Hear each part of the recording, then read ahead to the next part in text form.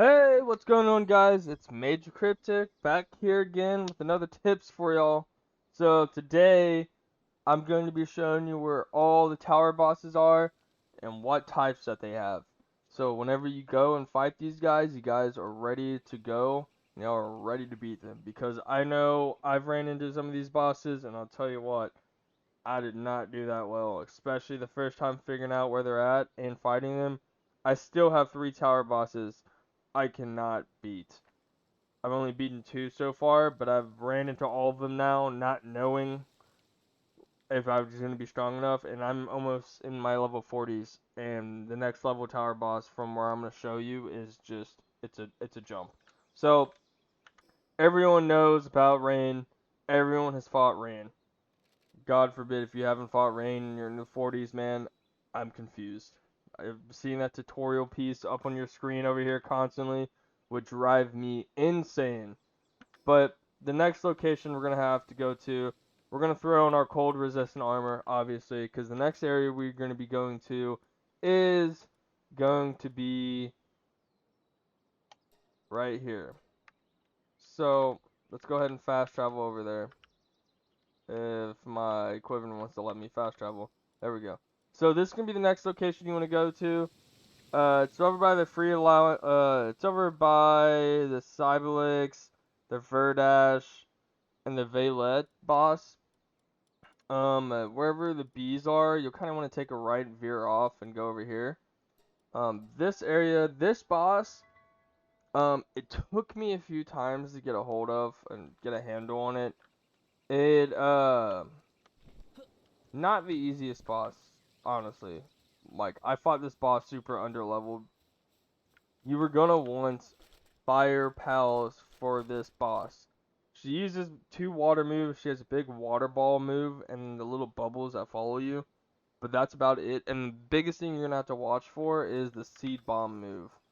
I have it on my mammoth forest that I did not bring, obviously. God, I didn't bring my mammoth forest.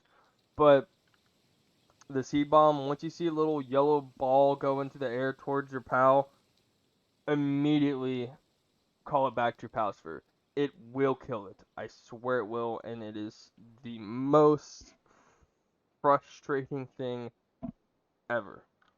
Alright. So the next boss location we're going to go to, let me head over here, is I was actually surprised that this was going to be the next boss that you were going to have to do. It's the next boss on the list of things needed to be done. Let's head over here. I was really surprised that this boss right here, the Tower of the Internal Pyre at the volcano. So, this boss you'll never guess. Not fire. I'll tell you that. It's not a fire pal. It is actually an electric pal. Uh, this is the next boss you'd want to fight. I got my ass whipped trying to fight this boss. This boss, it's really hard to tell when it's going to use its specials. And the special, if it hits you, say goodbye to half of your fucking health. It does like all of your health. It's a huge like Kamehameha of electric that it shows nothing. It just stands there for a second and just shoots out a huge beam, and it goes through your pals. So if it hits your pal, to go through it and hit you. So if you're standing behind your pal thinking you're going to be safe, you're wrong, because you're not safe. Um, he also has a lot of AoE electrical moves.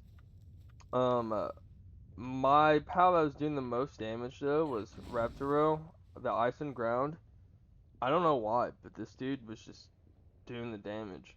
But he has around 120, 130,000 HP.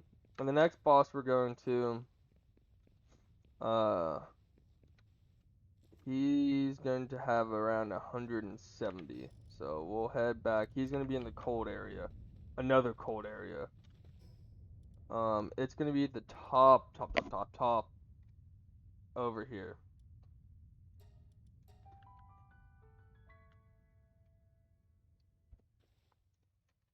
So this guy here, he uses Shadow Beak.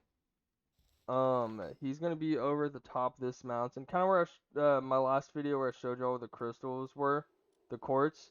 He's gonna be the top of the mountain here. He's gonna be overlooking the tree. This guy uses a PAL called Shadow Beak. He has probably around, I think, like 200, like 170, 200,000 HP.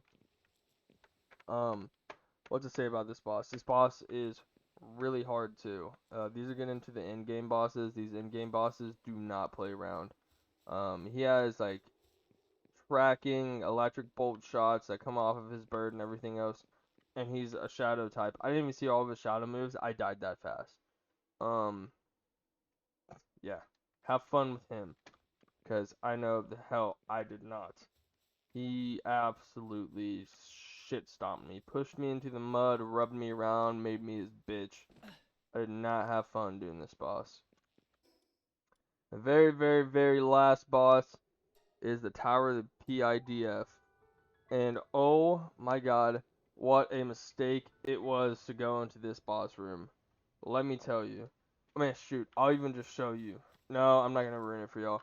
This guy, man, God, he uses a fire pal. Only fire pal that I've ran into, but it has 310,000 health. This boss is the final boss right now in the game, and I guarantee you this dude will whip you. Like I got into it and I almost got one shot with everything that I'm wearing. Well, I was wearing my plated armor and everything else, but he still absolutely bent me over backwards and just made me his bitch. So just be careful with the power towers you go to, thinking that you're going to be able to do them because you're a high enough level in the area. Like, I'm a high enough level in this area where I thought that he was going to be the next boss I was going to have to fight. Like, the Total Cocos and everything over is like 34. The highest level is like 42 over here with these guys, the Suzakus. I've seen them get up to 42, 43. So I was like, I might be a little underleveled, but I should be able to fight this guy. Wrong. Do not do this boss. This guy sucks. Just wait till you're max level and you have water pals that can actually do something, alright? That is what I would recommend. But, hey guys, you know what I always say, guys, if y'all leave me a like and subscribe, I'd really appreciate it. If y'all really do enjoy these tips, leave a comment asking for more. And hey guys, Major Cryptic out. I'll see y'all in the next one.